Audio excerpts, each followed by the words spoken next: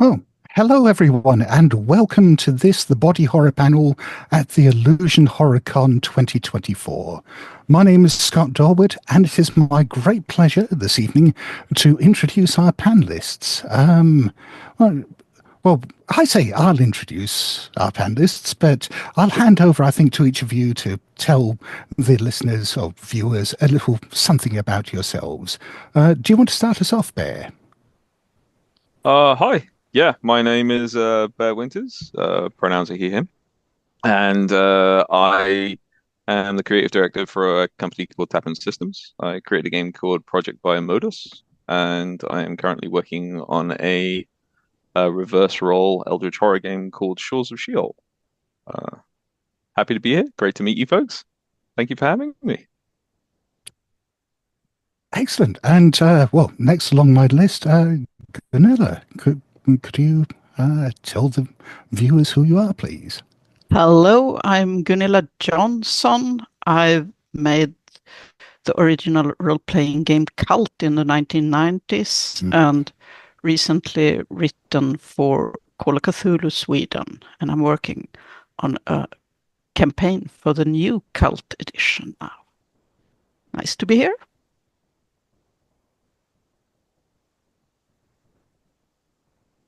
I think Scott is frozen. Yeah, he looks a bit Oh, wonderful to frozen. have you here. Welcome. Am I? Oh, bugger. Oh, you bounced That's back. not good. Look, Okay. looks like you're back. Uh, good. Good. And Petter, welcome. Thank you so much. Petter, work at the company Helmgast, and we are handling the fourth edition of Cult Divinity Lost, where I am the creative director and tries to keep things in order, which I often fail with. So that's me. Thank you. And finally, Alan, welcome. Hey, everybody. My name's Alan Patric. I was one of the original people that launched the D&D Adventurers League for 5th edition with Wizards of the Coast. I have retired from that role, and I've gone on to be a filthy freelancer for a bunch of publishers, injecting horror wherever I can, from Star Trek to the upcoming Evil Dead 2, uh, all over the place. Grim Hollow we recently worked on, so it's been a bunch of fun and a bunch of different bends to the theme. Just real happy to see everybody. And I've never played Cult. Is that going to get me kicked off? Just glowered at.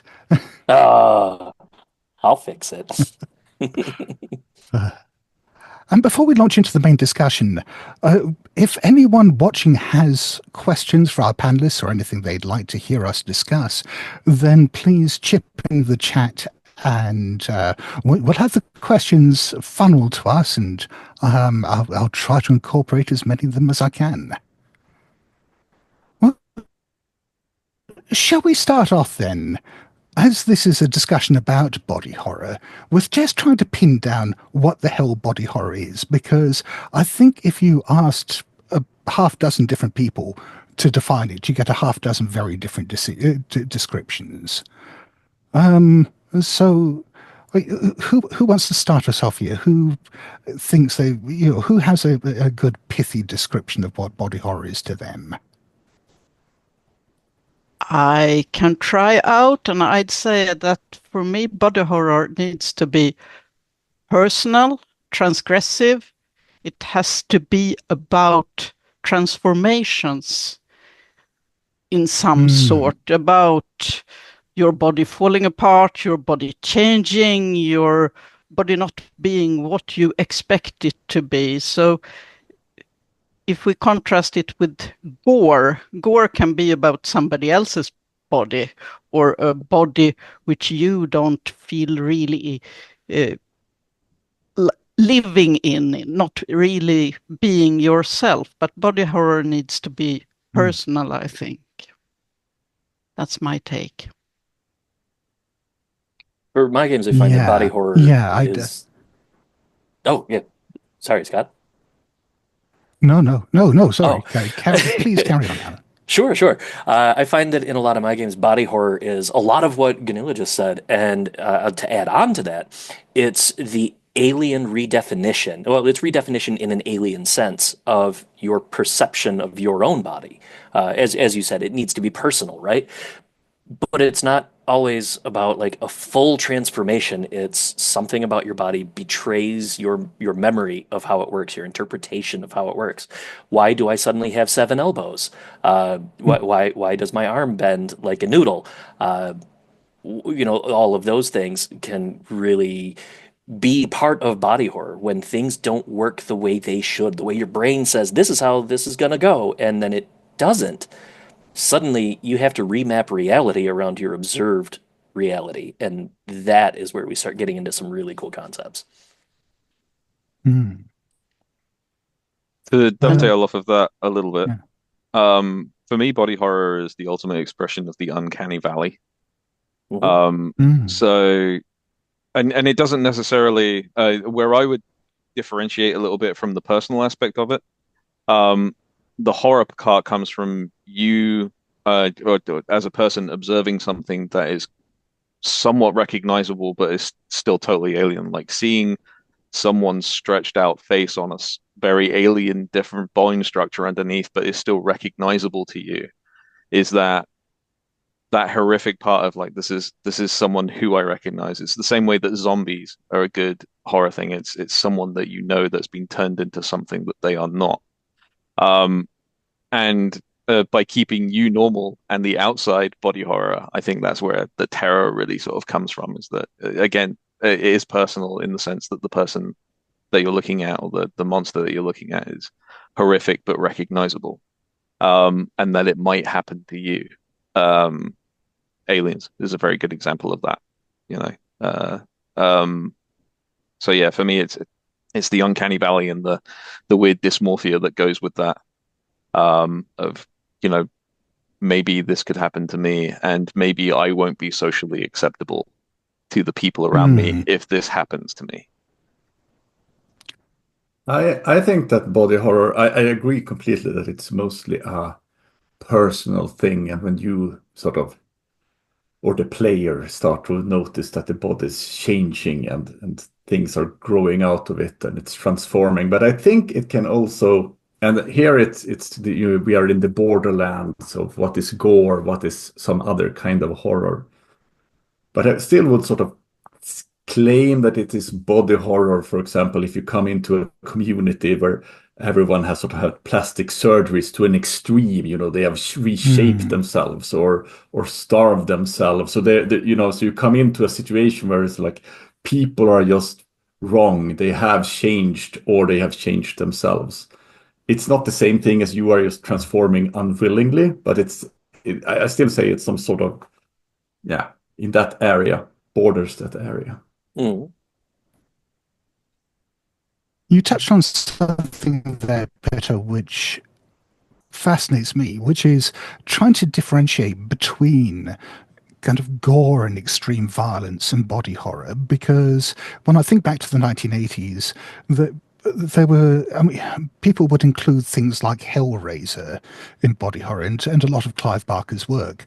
And there were certainly elements of body horror in a lot of what Barker did, but a lot of what made him transgressive was the extreme violence done to the human anatomy in his stories, the gore, the violence, the dismemberment. And the two seem to be very closely related, but I mean, do you think that sort of fear of mutilation, that fear of violation of the bodily envelope that you get with extreme violence, is that a form of body horror, or is it something completely different? Well, personally, I think it is, if I'm going to make it a simple definition, it's all about how quick it goes. If, you shoot someone with a shotgun in the head and it splatters, then it turns into gore in a way. But I think as soon it's more elaborate and perhaps weird and disturbing, for some reason, I start to lean towards it being body horror. I think there is a scene in the movie Hellbound where you have this mental patient that is led to a dirty mattress and given a razor blade, and he sort of starts to cut himself up to, cut away beetles and maggots he sees on his arms.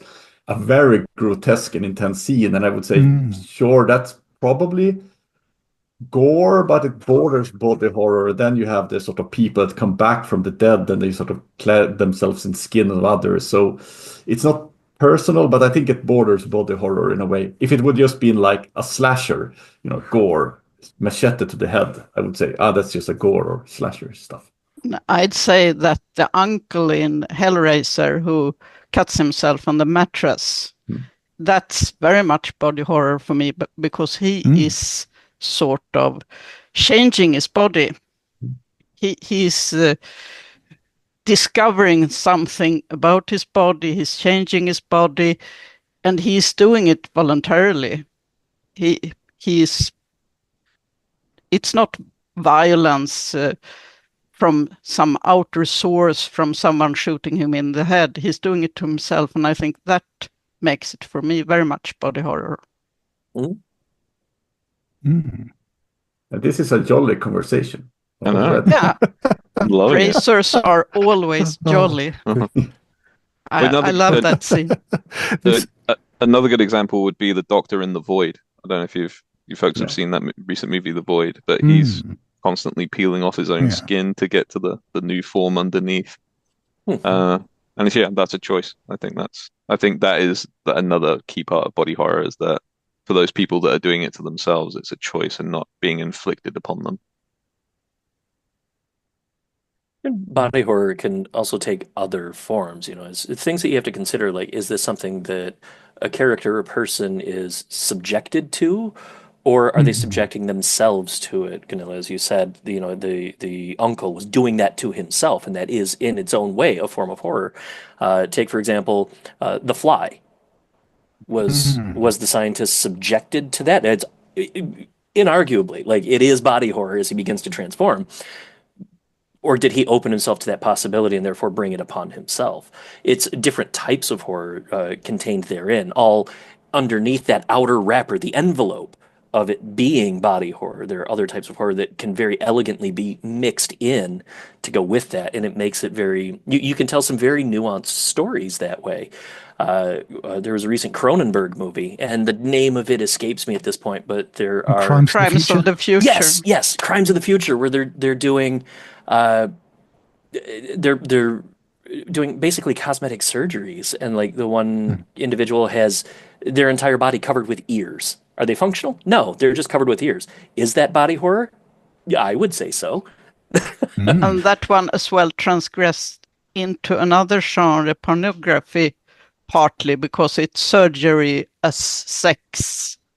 And those two often go together, like in Clive Barker's films, where the Cenobites are BDSM sort of icons. So you play around with those ideas together. And Cronenberg, I think, has done it a lot in all of us.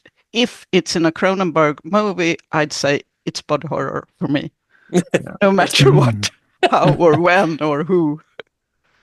I think the movie Videodrome, also by Cronenberg, is I would say a perfect mix of sex and violence and body horror, and I think what's interesting with something I like with the body horror, if you move it towards a role-playing game setting, and I think that sort of works in Videodrome, is also that it's built up in a way, and also The Fly, which is a good example. The changes that start to happen are very small, and the sort of the body horror, it starts with a cigarette burn in Videodrome and some sort of weird visions on the TV, and but you sort of, as in a role-playing game, when you have like a character whose body is transforming, you don't want to, it is not like a shape-changing thing like a werewolf. It starts slowly and it builds and it becomes more grotesque, and I think that's a key thing to get the speed of it. You need to take your time with it, have a nice build up, so you get this sort of unsettling feeling that, oh, something is not completely right. Will I try to hide it from others? Will I seek help? What will they say? etc. And also you need to get the players on board. That's a way to get a feel around the table. Are they onto this? Do they want to do this? Or should we take some other turn here if they seem to shy away from it? Then you just kill them. Yeah, I know. The characters, this, right? this is a canon, so I try to say nice things Yes. that... And Gunilla, of course, doesn't mean like the character, but the actual player. That's The actual Oh, player, Yeah, we do that a lot here in Sweden, especially up north, where Yeah, Peter believe it. lives. Yeah, Where I it's saw dark a that lot, documentary that came out a few years back, Midsummer. Yeah. I Yeah, think yeah. it's- Oh, yeah. Yeah. Mhm. Yeah. Would you guys say that inevitability is also a part of that then? Because Oh my God, yeah. So no, Hmm. like so because like a zombie bite inevitably leads to someone being a zombie. Like World War Z, I think kind of took something a little bit out of that for me when he cut off that IDF lady's arm and she was spared from the transformation. Spoilers, sorry for anybody who's not seen it. But that to me kind of like made it less horrible. I don't know. I think the inevitability of something happening or that initial change resulting in an inevitable end is what kind of makes it terrifying. Yes, I would fully agree. District 9. Yes. The inevitable transformation into something new, something different, and the whole way through, his body is betraying him and functioning differently. He's walking differently, talking differently, seeing things differently. People are reacting to him in new ways, right? And again, sorry, spoilers for a 15-year-old movie, but yeah, and the inevitability, I think, brings about more of that core horror concept, the betrayal of self. But I'd be interested. It depends on the story. I mean, Sure. Sometimes the story needs you to bend back or surprise your players with this wasn't the inevitable decay that you expected. Something unexpected happened. I think you need to keep the unexpected alive in it. And I guess also for players that are suffering from some sort of, their body is transforming and changing, you want to know might be a way out of it. You might escape it. If it's like, you might give up hope and it's just like, oh, I am now the fly completely. I was going to say the illusion of hope is important for the game. And the feel that you have a control of the story, that there's a meaning to the transformation. Have you seen the French movie Titan? Yes. About the woman who fucks a car and gets pregnant and presents as a young man and then gives birth to a sort of mech child. I haven't, but I want to. While expressing motor oil as breast milk. Yes, it's glorious. It's glorious. And her transformation is totally built into the story. So if it was a role-playing game, the player would know that the story is dependent on this transformation. It's not a decay, it's a glorious transformation. But of course she dies in the end. Really good movie if you haven't seen it. I'm going to be looking it up now. Oh, it's wonderful. The same director made a film a few years back called Raw as well. Yeah, Cannibal. Which, which is, I'd say, even better. Yeah. All right. But it seems like perhaps body horror is the most primal form of horror. There is something about it, I think, that affects us on a visceral level in a way that other forms of horror don't. And I wonder whether that is just simply because it taps into something fundamental about being a sort of an intelligence trapped in a meat prison and dealing with things like disease and aging and so on. Is that the core of body horror to you, or is there something kind of weirder and perhaps less primal? I think it is a fundamental horror. Again, that it's just the forced change of perception. You have to recognize that reality is changing some way, somehow, that you may or may not have any influence over. I don't want to say control, because that's a whole different topic, but being able to influence that change uh, can change the way you interact with the core element of the horror narrative there. But changing the way a body functions, the body presents, can definitely challenge the way you look at life in general, mortality. If you have a different body, a different form, are you a different creature or are you still you? Yes, and this idea that you're a mind trapped in a body, I mean, it's an enlightenment idea, the idea that we are body and mind. I mean, we are animals, so it's also a way of bringing back an animal feeling that our senses are not infallible. They are rather crappy ways to understand a very complicated world around us. And we are not only humans. We are filled with bacteria and other creatures who live in us. We are actually a kind of multi-creature. And the mind is just an idea that this multi-creature has that makes it work. And yeah, we are a giant meaty Voltron. yeah, we are. And body horror tells us some truth about that. I think that's that's definitely the nicer sort of like physical side of it. Socially as well, humans as social creatures, we fear being an outsider. I Yes. think, and I on an even again on a primal functional, we need to belong to a tribe. We need to have people there to protect us, and we are functionally social creatures. It's not the same kind of disease, and I think that's what uh enacts it a bit more. Because you're not only just you're not sick, you're changing.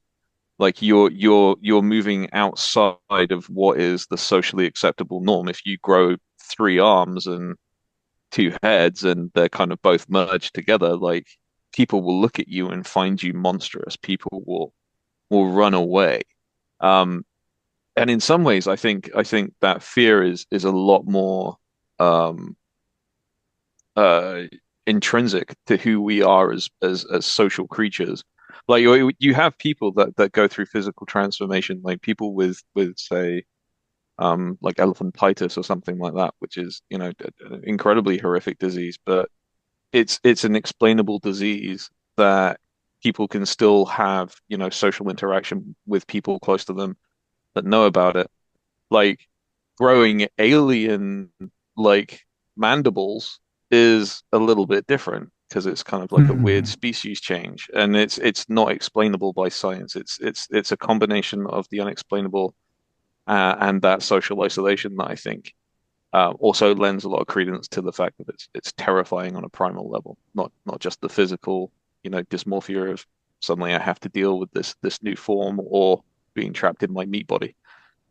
Yeah, and it's also often used and well used as a vehicle to talk about body dysphoria and uh, tra trans issues and the social stigmata of trans identity. So, I mean, a lot of people working in body horror the last 10 years come from that angle, of course. Yeah.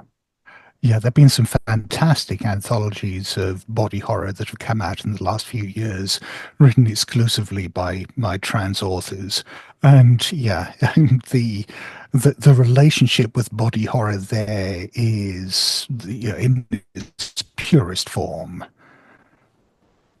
There are few Yes, people better qualified to speak on that topic, absolutely. yes, and you bring the social stigmata aspect together with the dysphoria being so important to your personality. So, yeah. Yep. I think it's difficult to use body horror in the Cronenberg way today without taking that into consideration, that you have that angle nowadays in body horror. How do I handle that angle? At least for me, I feel that I have to take that into consideration. People will try to think about it from that angle, and how will that look? And if you don't give it the due attention that it deserves to that end, you end up with a Saturday matinee movie experience, which can be enjoyable to a certain extent, but is ultimately a hollow experience. And that's not really what horror is. Horror is commentary on human nature, and it's a challenging of our interpretations of the world around us. And if we're not being truthful in delivering that narrative, then why are we doing it? Right. I think transhumanism as a whole feeds very well into body horror as a way of taking ownership of it. And just to toot my own horn a little bit, the first game I released was a post-apocalyptic transhumanistic game, which was a survival horror. Think Ghost in the Shell meets Mad Max. But the idea is that, the player characters are the transhuman players here, and they can look however they want, as monstrous or as human or as, inhuman, or just they could be a floating monolith from 2001 if they really want to be. And I think introducing transhumanism into tabletop RPGs has helped a lot of people take ownership of body horror in a way that is more palatable from a player standpoint. And so like whenever I write games, like I have the characters play monsters. Like for me, like that's kind of, for me, it's kind of taking that fear that I have of body horror and owning it, and then turning it into something that I'm in control of. And I think that's that control part is what helps me deal with the fear of it. But again, that's a very anecdotal take here.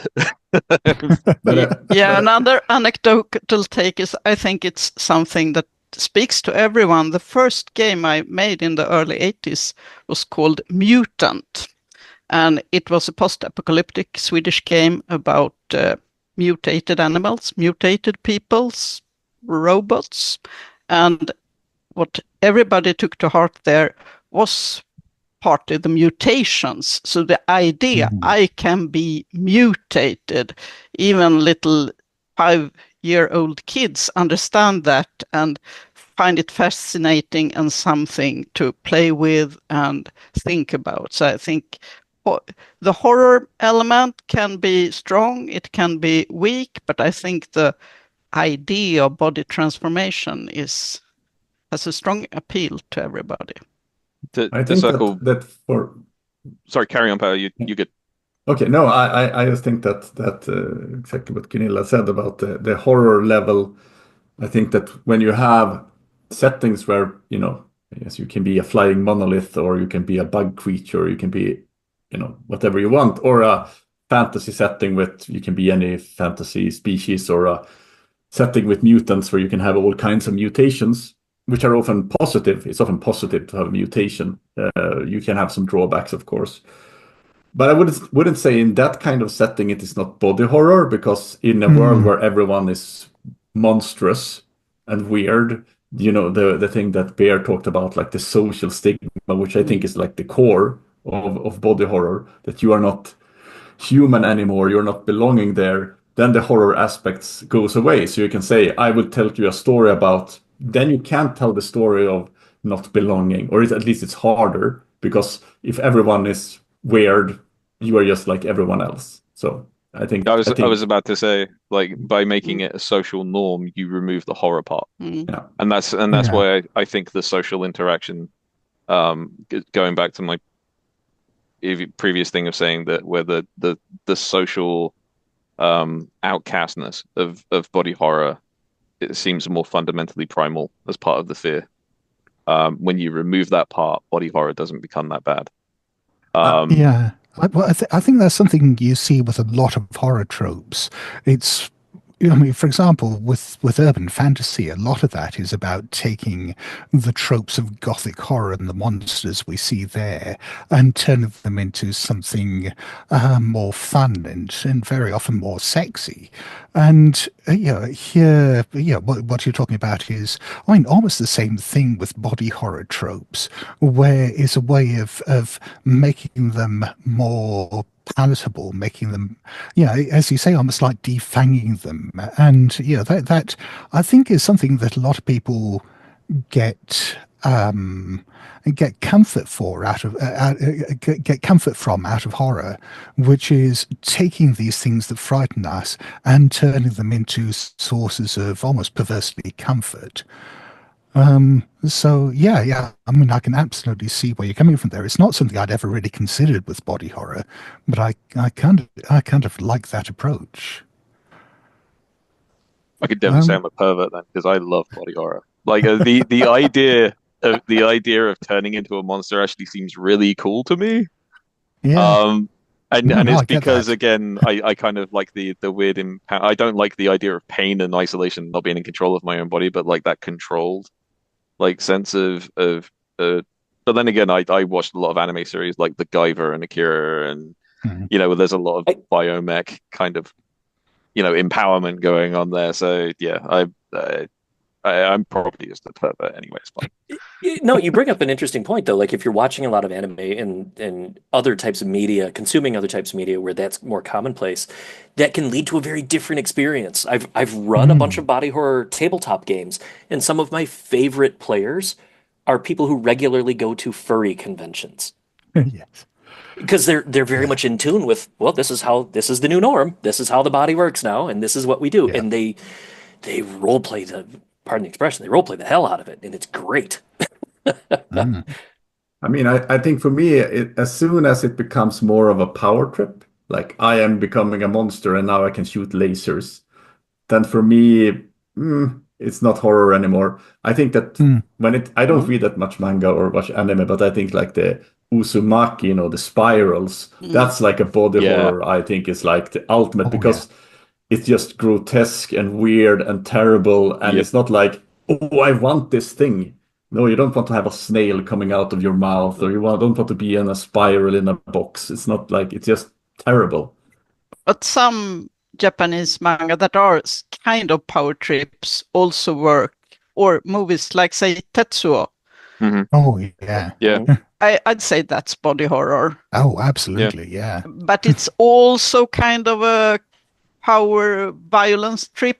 So it's merged, Yeah, I mean, as long as or the it doesn't. horror in feeling that it is a power and violence trip, maybe. I don't know. Mm. Yeah, I mean, I think I think that Scott said, when you take the gothic monsters and they just make them sexy and bring them Yeah. into the city. It's not wrong with that kind of horror. I love the sort of gothic things as well, but then it becomes. I mean, I don't see shape changers or shapeshifters like werewolves as body horror. No. Of course, you go back to being a human, but it's more like, oh, and become a werewolf and whoo, and then you claw some people to death, and then you wake up in your bed like, oh, what have I done? But you are back to be human again. Hmm. And it's, yeah. Well, I think there's morality and there's action, right? So like you take a Mhm. Superman movie, that's not a horror movie, but you look at Brightburn, which is Yes. essentially the same Mm. thing, but being used as a cathartic outlet of violence, like in that sense.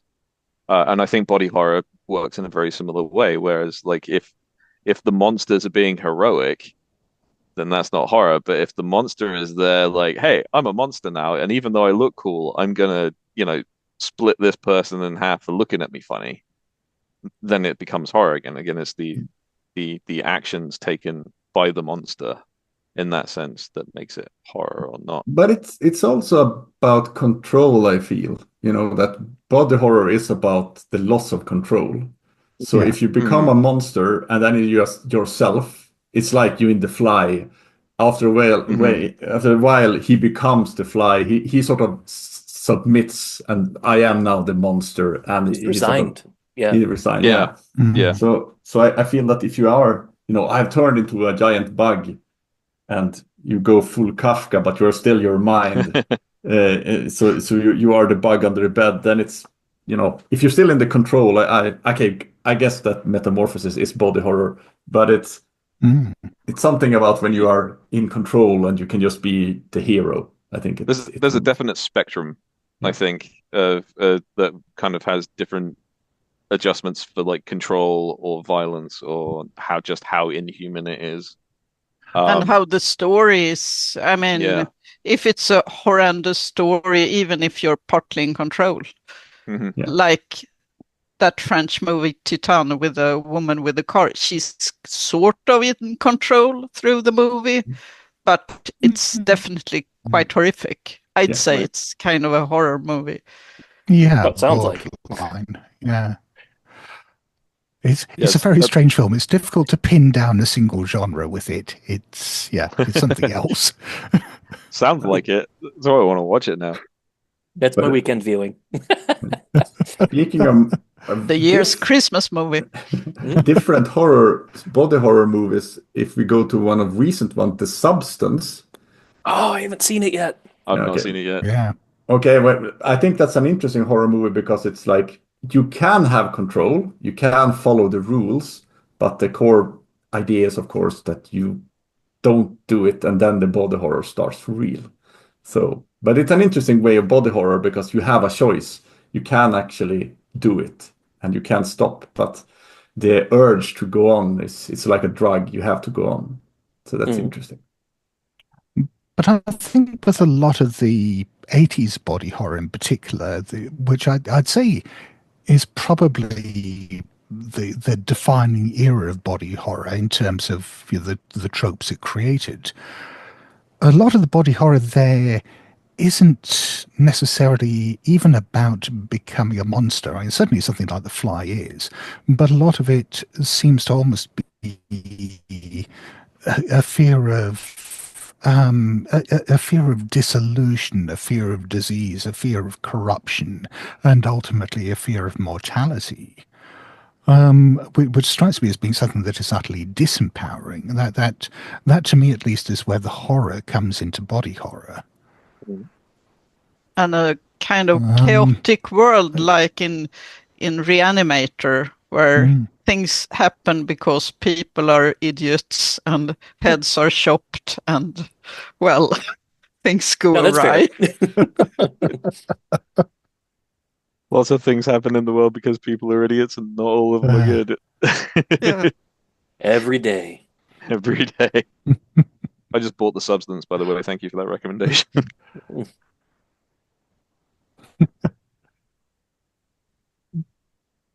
But it strikes me, going back to the sheer the sheer visceral nature of body horror, it strikes me that as well, body horror, probably more than any other subgenre of horror, gets strong negative reactions from people. And not just in terms of, oh, that's revolting, that's disgusting, but I've seen a lot of horror writers I know, certainly in discussion with people, it gets looked down on as being somehow lesser, not being as intellectual as more refined forms of horror, like the old Gothic tales and ghost stories. Do you think there's any validity to that, or what is it that makes people react so negatively and so defensively against body horror? It's visceral, like pornography. It talks to your gut. I think it's that. You can't reason with it, and oftentimes body horror films, it's often films, they have a kind of not very logical structure. You don't ask really why, you just see what happens. There's no really deductive reasoning behind what's happening on the screen. As you said, Titan is difficult to define as a movie, and a lot of Stuart Gordon and Cronenberg as well. So I think it's the visceral impact. just like pornography, which is also a genre people don't usually. I think gothic horror is the artsy softcore porn of the horror world versus, the horrific stuff that you find on, amateur sites or whatever. But yeah, I would agree with that. I absolutely agree that there doesn't have to be like a fun twist at the end.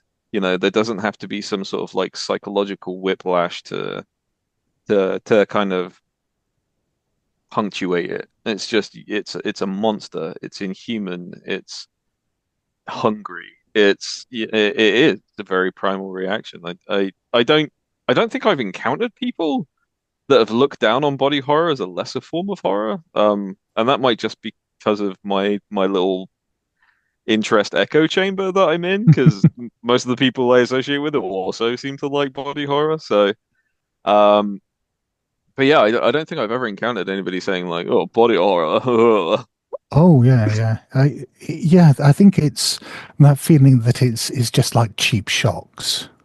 Yeah, You know, but I think that it's very hard to take like a movie. Let's go back in time to the ancient days and say like you take a movie like Rosemary's Baby and compare that. And if you're in a TV studio in the 90s, as you said, the 80s, 90s, where this genre sort of became big, it's hard to sort of pull a scene out of that and tell an audience, look how terrible this is. But you can take a scene from, The Fly or Videodrome or something when your body is opening up and say like, look at this, it's just nasty, it's just gore, it's just for effect. And it's very close to sort of gore and perhaps simpler kinds of horror. So I think it's much easier to, frame it as such as But well. oftentimes quite arty. I mean, Lynch's Eraserhead or a lot Yeah. of Cronenberg's movies are considered as art movies, partly.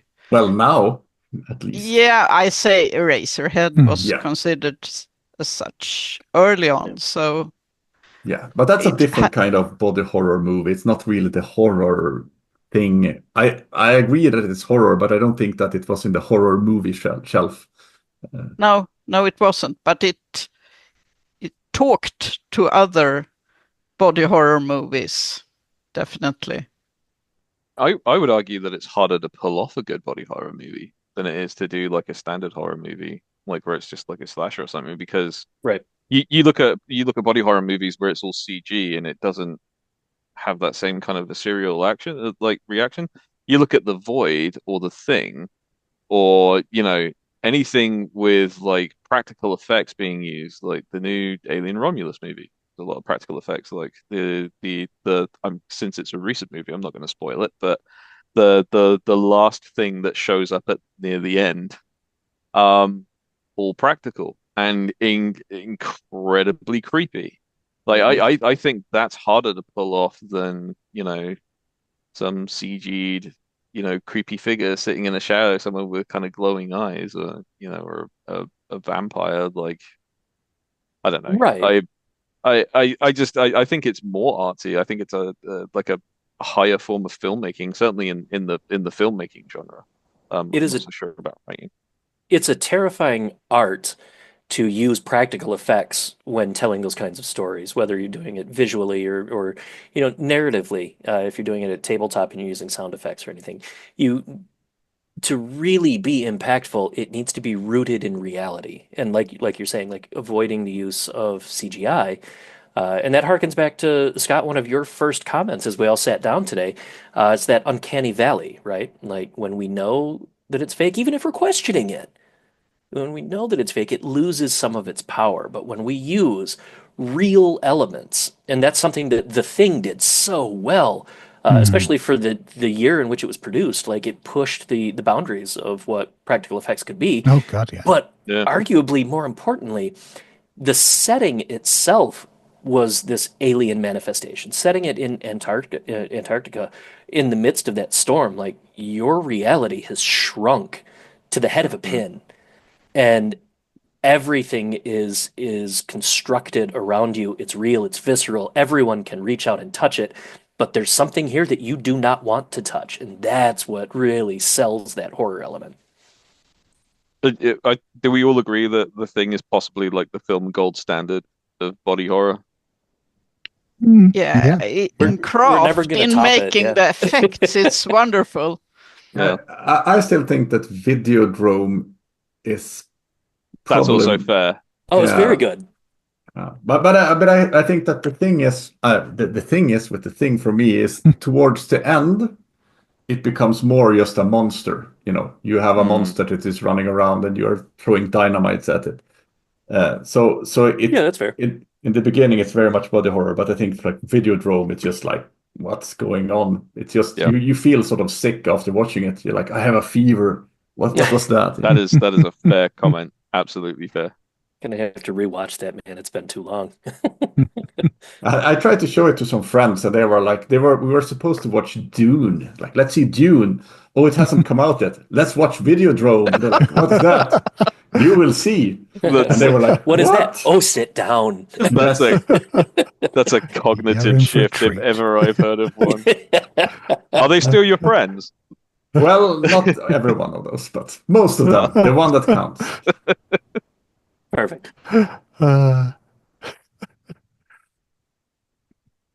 But also, I think part of the negative reaction to it is simply just because, as a subgenre, it relies so much on disgust. It relies so much on, as Gunilla was saying, that visceral human reaction, that bypassing our intellect and going straight for the gut. And I think that sort of weirdly brings out questions of morality about the whole thing. I know this is something when we were talking ahead of time, Alan, you raised as wanting to discuss, which is where body horror interfaces with morality. Yeah. What I find really interesting in body horror centric games and stories and stuff is where there's an element of the human consciousness still involved. Are they becoming the monster? Are they defined as being the monster, even though they have this human consciousness still in charge of the meat shell, right? As the world begins to interact with them differently, are they required to adopt the traits that are foisted upon them by the outside world, or are they going to be able to make their own path? Are they going to be able to travel and retain their own unique identity? And really, the actions they take, that's going to define what is right and is wrong moving forward for them in as far as like how they interact with the world. Uh, Especially powerful when they're becoming, say, some creature of legend. Well, like we've talked about werewolves and stuff before, and we'll just fall back on that because it's accessible. As you are taking on the traits of full moon ends and you switch back, like you are becoming this creature. As you are mid transition and you're like half lupine, are you the monster? What do you do? How do you go forward in your daily activity? There's so many really cool things that you can ask yourself, and you can ask your players or your readers, your viewers. It's endless for me. We've got some nodding heads. Yeah, and I think there you have to be very much in communication with your players. Yes. Me and my mate Mike, we wrote a Call of Cthulhu campaign for Swedish Call of Cthulhu the other year. The Minotaur of King's Island. And one character there turns into a deep one. And it can be an NPC or it can be a player character. And if it's a player character, it will define much of the travel through the adventure. And when we made that campaign, we thought a lot about how do we pace this? How do we give the player and the game master the opportunity to choose at every turn how to play out this transformation and what it means. So I think it's very important to be very open to what players do you have, and if you write commercially, how do you give all these if then cases? If your player are those, if your player are these, if they want to do this, yeah. Mm-hmm. Suddenly, all the pages. Yeah. Yeah, I wonder whether you just have to. Well, I mean, personally, what I do when I'm writing stuff like that is that I'll just put a bit in for the GM, sort of saying, you know your players better than I do. You'll know how to handle this. You'll know how to approach this. You'll know what will work for them and what doesn't. And I don't think you can cover all the bases. As soon as you're putting extreme subject matter and things that are going to revolt or disempower characters, then you have to hand a lot of that over to the GM.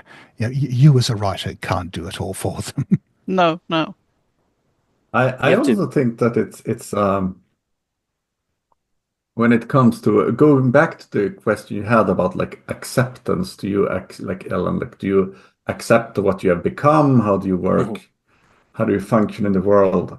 I just want to chime in. I also agree you should not kill your players. You should talk to your players and agree with them. And I think it's very interesting when they have, for example, in Cult, you often pick like dark secrets or disadvantages. So you sort of know where it's heading already, and you can talk with your players and like, here, where do you want this to go? In what direction? But for me, I think it's if we go to the example, you are turning into the wolf. I think it's really interesting, the whole part, like what things of your humanity can you keep? But what I think it makes it a strong story is the things you can't keep. Because if you can just function as the wolf and people accept you in a way as the wolf, I think it sort of loses the power of the story. Then it becomes just like I have my wolf friend. It's like the movie Ted with the talking bear, and everyone is just like accepting it. But it's more interesting to say like, yeah, but I still have one friend that comes to visit me in the park, that sort of accepts me for who I am, and I try not to kill people, but I sometimes kill stray dogs and eat them, and I go to my daughter's window at night and I put my paws up and look in, because I think it's about. I think you should let the player be part of controlling the story, but body horror should be like you are pushed out of the world that we know into another world that can also be fascinating, but perhaps the story should end there.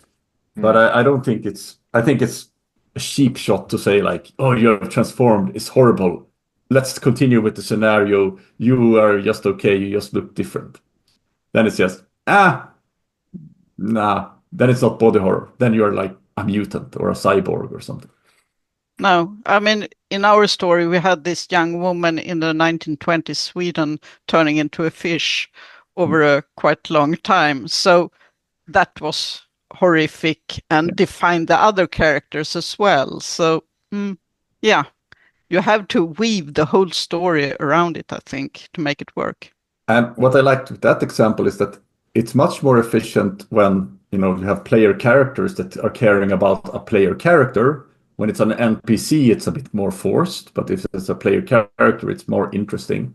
And if all the characters are turned into fish, it also becomes a bit repetitive. So it's more interesting when it's like the fate of one person or two people, I think. Is everyone here familiar with Racy Oblivion? Oh my God. So there was my white whale. Yeah, I love Racy Oblivion. It's so good. There is this mechanic called the shadow, like this in Wraith, where originally at least another player would take on the role of another player's shadow. And I think that might be a good way of incentivizing that without having to like recruit that changing player, like to kind of let them into secret things. Have them play in a way that they want to play, even though they're changing, but incentivize them with other player actions by having someone else play the voice in their head saying, hey, if you go over there and eat that guy, you'll get a couple of extra dice or an XP or something like that. Like there's some incentive for them to grow or to embrace that monstrous nature. So the choice is still theirs.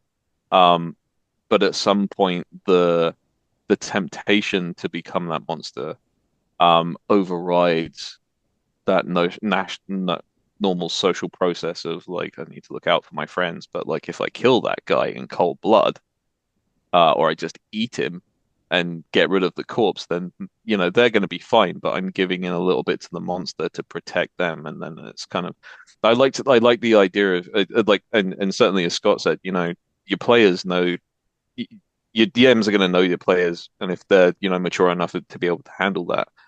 But I really like that mechanic of having Yes. the other players buy into the monstrous side of that one player that's turning, because it's still horrible. And then it gets them to cathartically suggest some really dark stuff that they could do. And it also gives the person who's turning an opportunity to say, "Hey, does anybody want to tempt me to do this action?" as well. And for that kind of a bit of an aside, I apologize, but I just want to say I really No. like the idea and the concept of that mechanic. My experience with it is that it works best. I mean, it doesn't really work that well for Wraith in that case, but when you have like one player that has that thing, but because in Wraith you have each other's shadows, yeah. so you're sort of constantly, so it becomes a bit chaotic. And then I think it should be like the focus story of one player in that sense, and the others should have other stories and destinies. It's like being a Jedi in a game. If everyone is a Jedi, it's boring. Yeah. Mhm. But I like the idea of the party contributing towards someone's like there's a game called Kids on Bikes, which sadly I've not played yet, but Doug Levinowski's a good guy that I absolutely adore. But I think the idea is that like the 11 character is kind of an NPC that is, and I kind of like that idea of the monster character, the person who's being infected, being kind of that to the rest of the party, where the rest of the party can kind of suggest things or invite them to do bad things for like oh, this might be fun if you do this. This is what your monster would do. And that player character doesn't have to do that, but it's incentivized. And so the player character gets a little bit more of a I don't know, just my thoughts. Yeah, no. In Cult Divinity Lost, we have a system for dramatic hooks that you give to players that gives part of your XP. If they do them, they don't have to do them. But normally it's a GM that gives one of them because you should have two. But the other one is the group. And it's more like, I want to see you confront your father. I want to see you embarrass yourself. I want to see, and it becomes more about the drama and the story.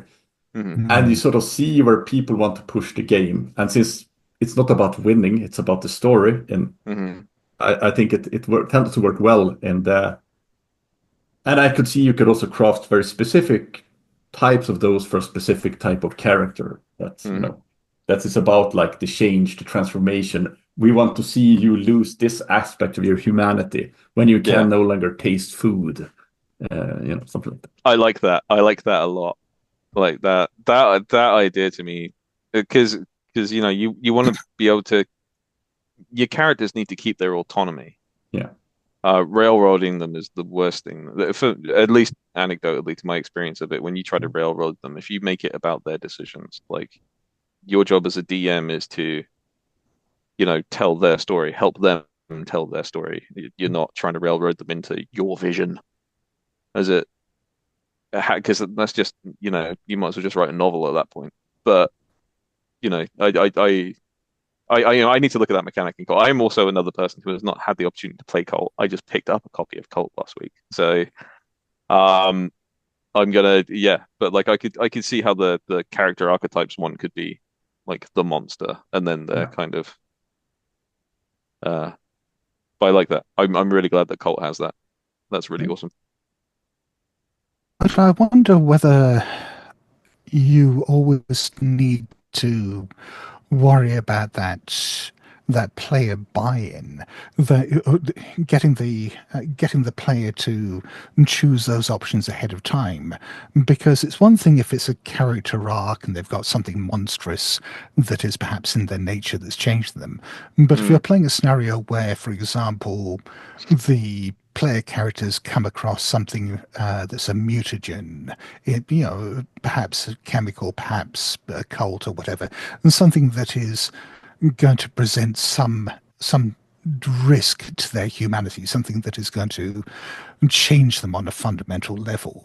Is that something that you think you'd need to get player buy-in ahead of time, or is it okay just to hit them with that because, it's horror? I mean, it depends on what you have laid out when you have your like session zero or whatever. Like this is a possibility of something that could happen to you, like control of your character. And like I think it depends on the players and the group as a whole. I know some players that absolutely hate it when they lose control of their characters or they're forced to do something that they don't want to do. They want the fact that they have control over some aspect of their life is why they play those games. Or to be able to experience something that they normally couldn't do in their real life through that, and then taking that away from them is just antithetical to the way they want to play. But there are some people that are just like, yeah, mess me up, fam. Like, inject me with some super serum that turns me into a god awful like fish creature. Yeah, exactly. So there are some people that love that. And I think you need buy-in for the level of consent, I think, at the beginning. And while I'm saying like, having a character option, like someone says, yeah, I want to experiment with becoming a monster, yeah, maybe they create a character with that in mind.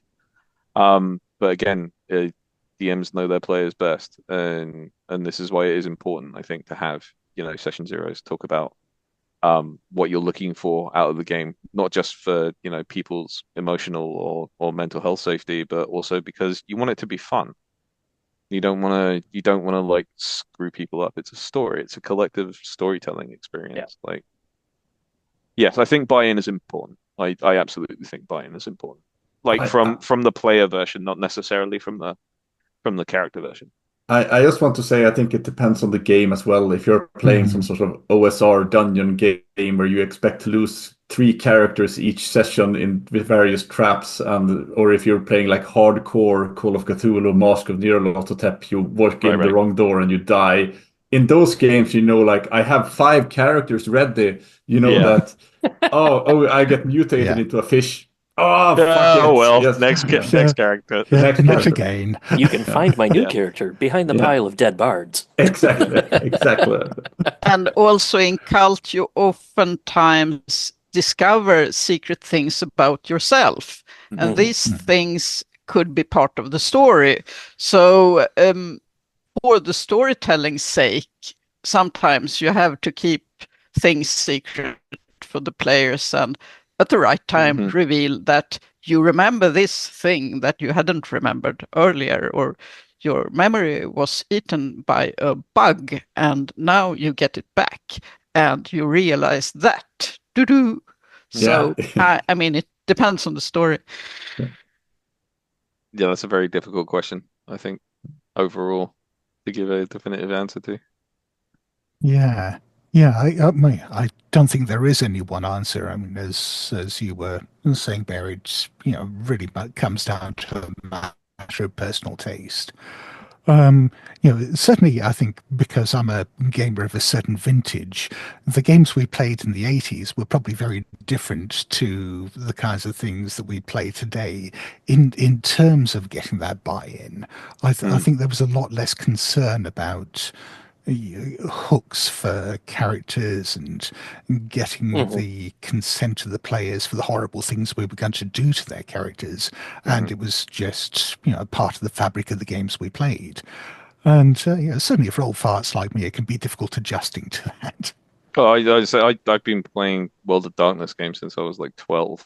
Cyberpunk 2022, or 2020, sorry, was that was a brutal game as well. Like, especially with my GM. My GM didn't care if he killed you. Like, you might be super invested to kill a character of mine within the first 30 minutes of playing. I just spent like 2 hours building them. Like, you don't get that. But I think as we mature, not only as people, but as an industry, we have to be aware of like the changing times that come with that, and making sure that this technically what's a hobby is changing with that time, because otherwise then we become the grognards of life, and there's no evolution in that. And the more people I think that we get in all the different eyes, like to look at body horror, because white European body horror might differ very greatly from you know Mm. Indo-Asian body horror, or and we've seen this with like great stories that have come out. I think it can only grow by making sure that we maintain that level of inclusivity. But Um, Yeah. I would say it's also again depending on the game and you're playing. But like I say, I agree. mhm, If you have games where it's very character focused, like Cult, or other games where like this is about a story about your characters. But if you play more, I want to play dungeon crawl. I want it to be deadly and dangerous. If the mhm. games, in itself sometimes set a premise for that. So then you're like, oh, you are playing this super deadly OSR crawl where you expect that everything will kill Mm. you.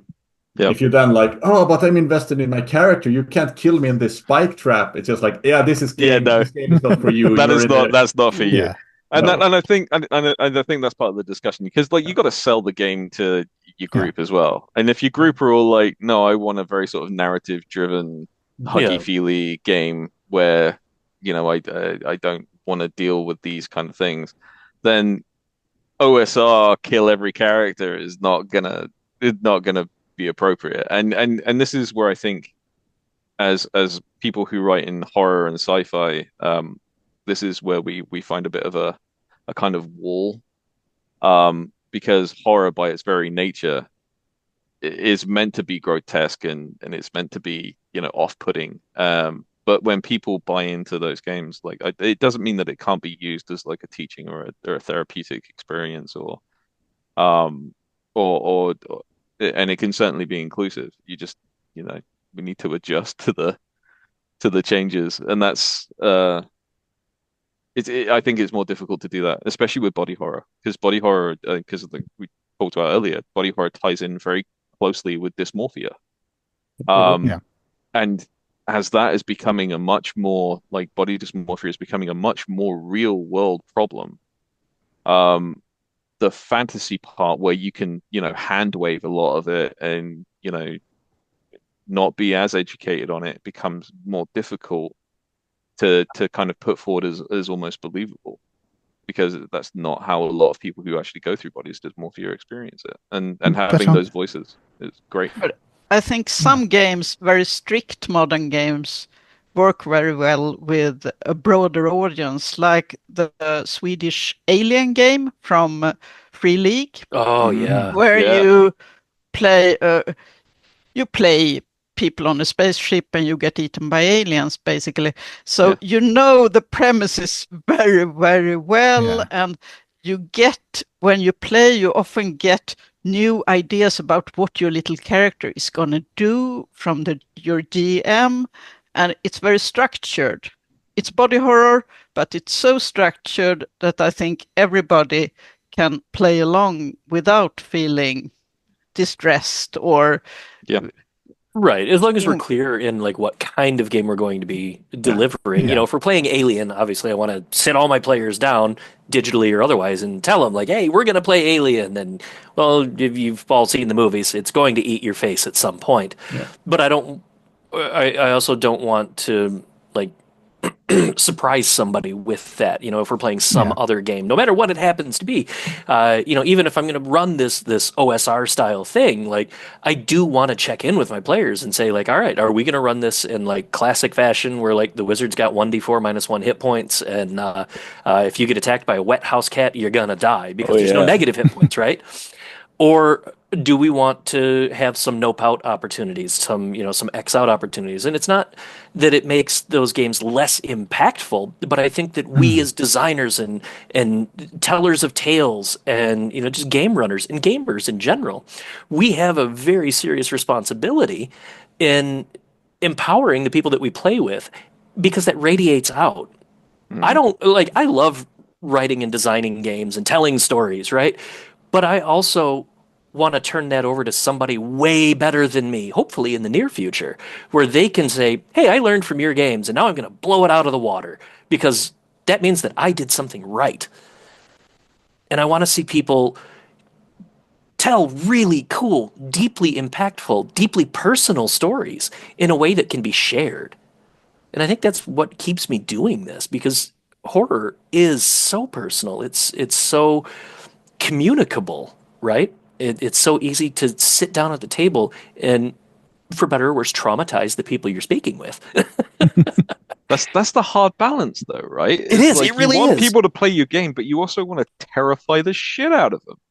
And I want to challenge them to come back and hit me harder. Yeah, like it's the difference between the fun kind of fear and the wrong kind of fear. Yes, exactly. I don't want people to feel like they wasted their time and like get up from a game and be like, I'm never getting those 3 hours back. Yeah.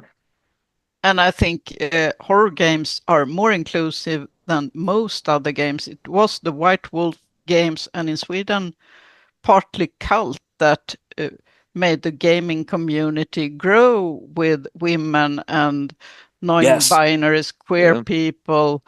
Before that, White it Wolf was was so good for all that. little boys, and all that changed 1992.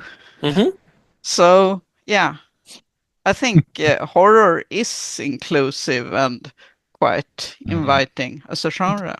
The people who are subject to horrific realities every day are sometimes the people who can tell the best stories or make them more relatable.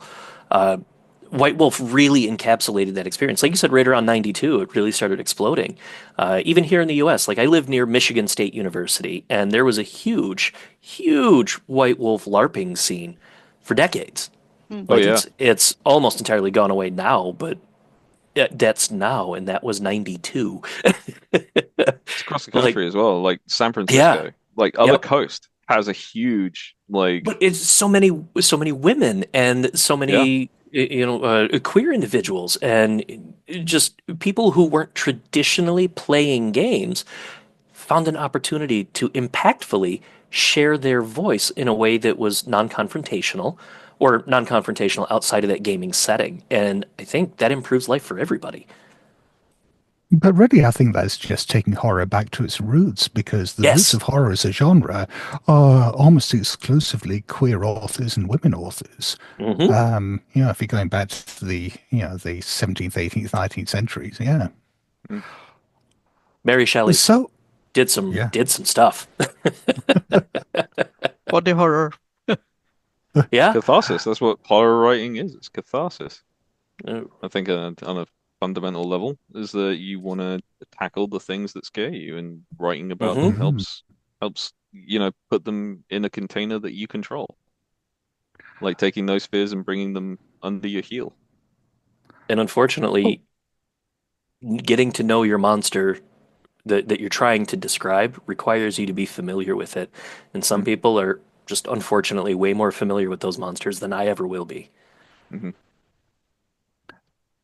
Well, then, I think we're closing in on the end of this conversation.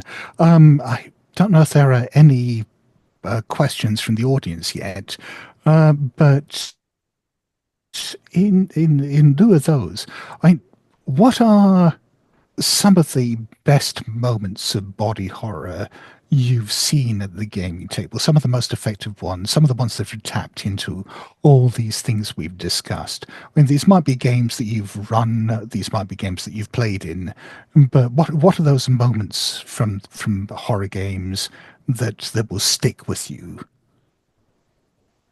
I've got one. So for D&D 5th, I have a series of adventures written about Caius, the worm that walks, right? Inspired by the Cthulhu mythos and all that.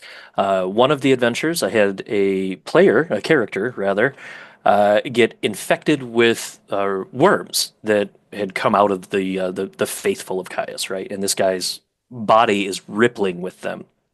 And it's an infection that lasts beyond the game, and it's affected his role play. Like, we've stayed in communication over, at the time it was Facebook Messenger, and he's continued to tell me, hey, like, my character's taking all this into consideration. He's taking levels of warlock now, and like Caius is like his patron.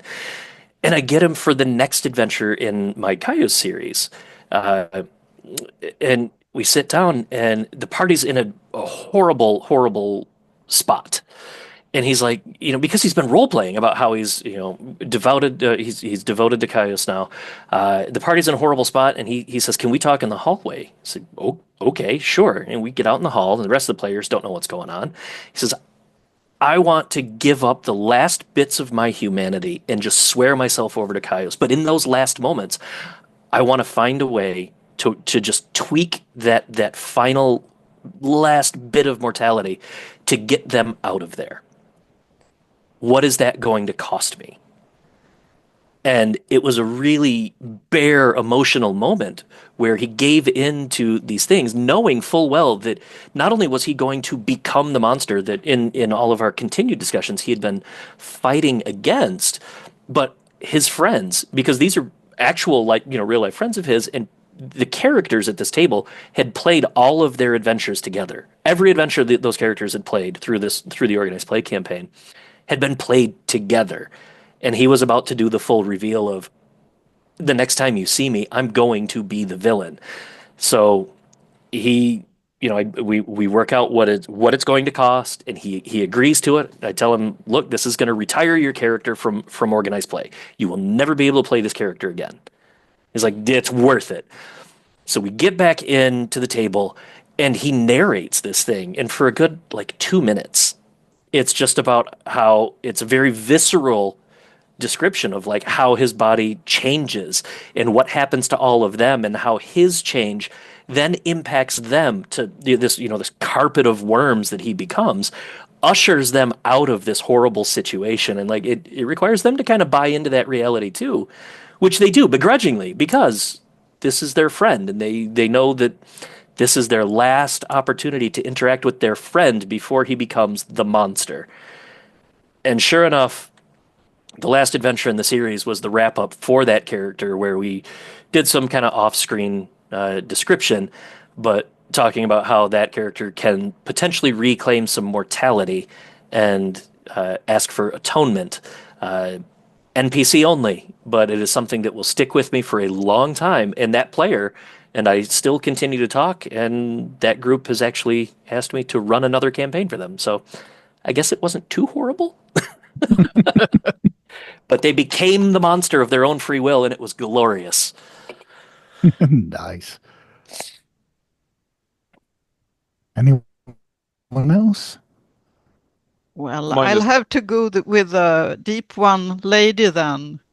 Our Call of Cthulhu campaign, when Yeah. one player turned into a Deep One over where it took maybe, she had started to change, of course, but she fully turned into a Deep One over maybe 2 months time. And another character had started to have a sort of erotic relationship with a whale-like, very old, very, very, very big Deep One.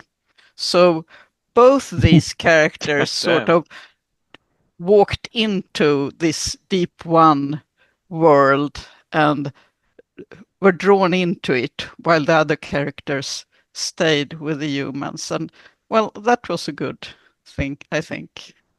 Transformation story. Oh yeah. Well, I have one that, but this is where it's in the borderland of body horror or perhaps gore. I don't know, but it was in Cult, and it was one of the players had sort of ended up in trouble with a cult that had sort of, his sister had ended up in that cult, and there was a scene in his office. He played like a businessman in Stockholm, and it was late at night, and he was working late, and one of the sort of cult members, which was a young man he had met before, came to his office, and the player was like, "Oh, well, I don't have a gun, but I will sit down behind my desk, and I will have like a paperweight, in my hands, so I can perhaps throw it at him if he comes at me." And that young man comes into the office and is very polite and say, like, you need to back off. You can't, your sister is with us now. And she's like, a follower. She waits below, and she belongs to her. And took out a knife, and the player gets ready with the paperweight, but the man starts to sort of like, as a warning, for us, the flesh doesn't mean anything to us. And he starts to sort of, in the office, like carve off part of his face in long slabs, and there's blood on the carpet. And he can sort of see the pain in the man's eyes, and he's like, has to roll to keep it together, and gets a panic, and it's like, becomes a very intense, grotesque scene. But I think it became very strong because the player was sort of expecting, the cultist will come with his knife and like stab me or something. But it was a very sort of, for us, the flesh is nothing. You can just, this is not a sacrifice for us because our souls belong to this deity. And I think that became very sort of, what are we dealing with? This is like, beyond this. That whole pain is temporary thing. I love it. Yeah. Yeah. Yeah. How about you, Bear? I do not have stories that are as epic as these, I'm afraid. There was one where I am the player in this case. I was playing a game called Leaves of Charashuka, which is a Renaissance fantasy made by a good friend of mine called Megan Bennett Burks. And I was playing it's fantasy, so there is some level of, less body horror in this. I'm playing a demon with flesh magic, which is kind of like a, Tzimisce vicissitude, kind of flesh warping, that kind of thing. And he gets in a relationship with this person who has basically, when they were enemies, said to them, if you ever use magic on me again, I will skin you alive. And it became an oath that they can't break. And to save this person's life, my character used flesh magic to heal them. And so this other character was like, well, I'm oath-bound, I have to skin you alive. So my demon used flesh magic to be able to survive them literally skinning him. And so like Nice. the GM had me describe that. So it was kind of like a nice descriptive thing of like this, and she didn't want to do it as the player because they'd kind of they'd got into a relationship and they were but the fact that there was an oath forced, and like the character was willing to undergo pain to make sure they could fulfill that oath while surviving being skinned alive, I thought was a very sort of Hellraiser-y type horror event. But it was incredibly emotional at the same time while being horrific. And it's just, monster fuckers, man. What can you say? That was good. But yeah, those moments of player buy-in for those when you have real horror like that are fantastic. My own personal story along these lines is from a campaign that I ran a couple of years back on the Ain't Slayed Nobody podcast, called The Meat Trade. And one of the players, Rena Henze, was playing this woman called Irene who'd got on the wrong end of a bit of ghoul magic. It's a Call of Cthulhu campaign, and this ghoul sorcerer had basically cast a spell that was meant to make people more appetizing to ghouls by basically causing them to rot and decay while they were alive, and turned into, sort of rotting zombies, but still fully sentient. And through the course of the rest of the campaign, it was her struggle to sort of try to, for a start, mask her condition and try to pass amongst, human society without revolting everyone by doing things like wearing, really heavy clothes and covering herself with cologne. But at some point it got too much, so she decided to get a mortician to come in and embalm her. And we just had this wonderful scene where she was having a conversation with a couple of the other player characters while this mortician was basically cutting her guts open and taking all the rotten intestines open and packing her stomach cavity full of sawdust. And it was a beautiful moment. Gorgeous. Very surreal. Love it. But yeah, I think that is us out of time. So thank you very much to all of our panelists. And if people want to find out more about your work or find you on social media or anything like that, what can you tell them? Gunilla, do you want to start off? Oh, well, if they want to find me on social media, they can try Gunilla Jonsson at Blue Sky then. Or they can mail Helmgast for my cult stuff and talk to Petter. And Petter, how about you then? Well, I mean, you can check out Cult Divinity Lost on Facebook or Instagram or X. I don't know if you're on Blue Sky. It's Harold Gabe that handles that. I'm really bad at social media. But you can probably find me and send me a message. I tend to reply. I'm not difficult. I'm just, unfocused. I know the feeling. And Bear, how about you? You can find me on X and Blue Sky.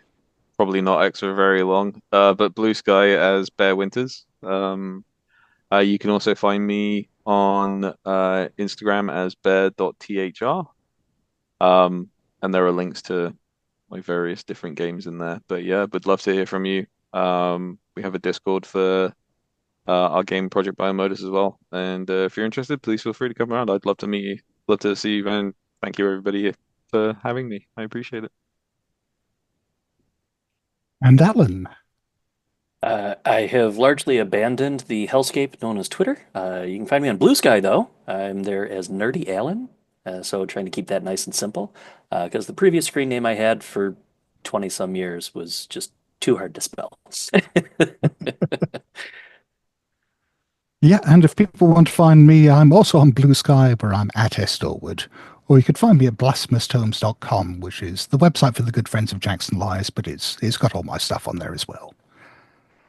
Well, thank you all again, and, for anyone watching, enjoy the rest of the convention. Bye, folks.